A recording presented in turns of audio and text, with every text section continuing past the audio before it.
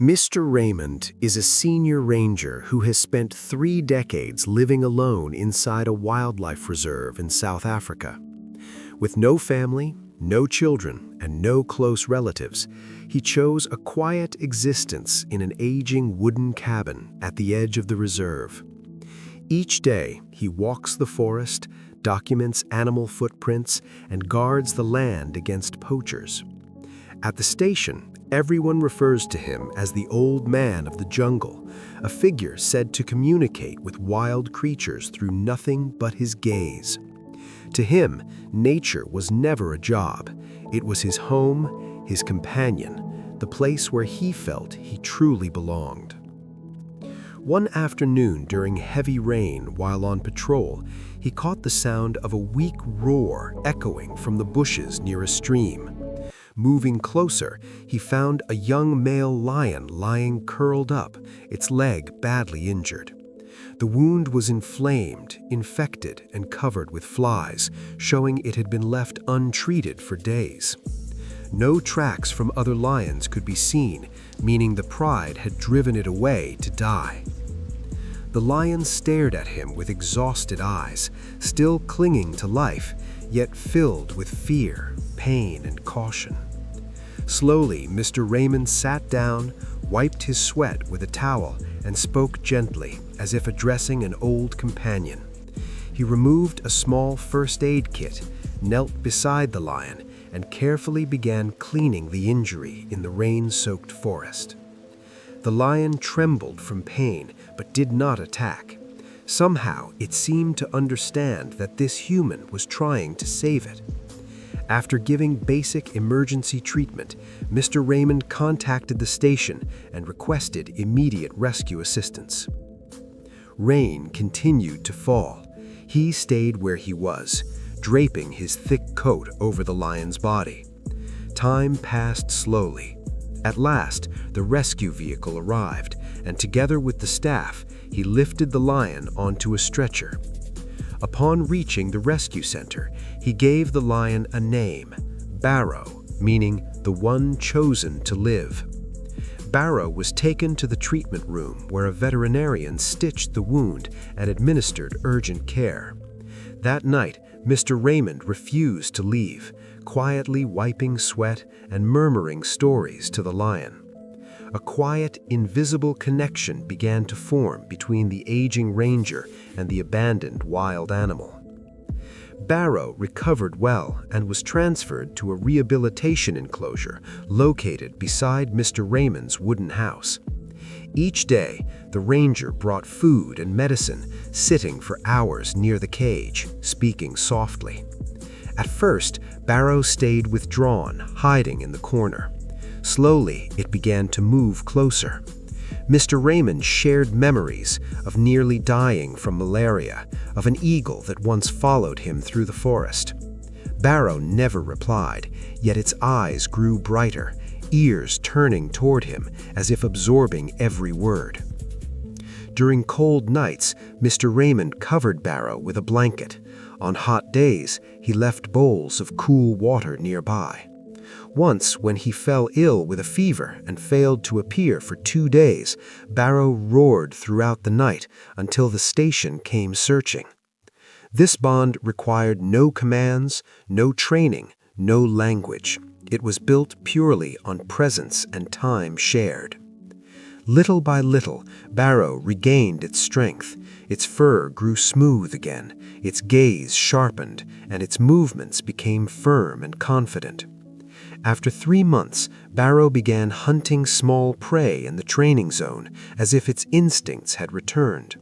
By the 4th month, it reacted swiftly, learned to stalk again, and climbed rocky ledges. By the 5th month, the veterinarian declared Barrow ready for release. Mr. Raymond sat quietly beside the lion, stroking its mane for a long time before saying only, "It's time." The following morning, the gate was opened. Barrow stepped outside, paused to look back, then vanished into the depths of the forest. No one spoke, but everyone noticed Mr. Raymond standing still, clutching an old mended scarf. 3 months later, at sunrise, a familiar roar echoed near the ranger station gate. Barrow had returned, not entering, only sitting silently, staring at the wooden house through the fence. Mr. Raymond stepped outside and called its name. Barrow responded with a soft growl and lay down, waiting. They simply looked at one another. No words, no touch, just eyes heavy with shared history. From that day forward, Barrow returned every few months, always arriving at dawn and leaving before midday. It never forced the gate, never crossed inside, only watched quietly, as though guarding something sacred. Mr. Raymond always prepared cooked meat, placing it gently on the fence. Barrow ate slowly, never rushing, behaving like a respectful guest who once was a patient. This ritual repeated itself for many years, a silent ceremony between two aging souls, human and beast, meeting where compassion met wilderness and life brushed against death. As time passed, Mr. Raymond's body began to fail. Doctors diagnosed him with terminal liver cancer. He was offered treatment in the city, but he refused. He said, "I want my final days to be spent where I once saved lives, not among white walls and cold machines."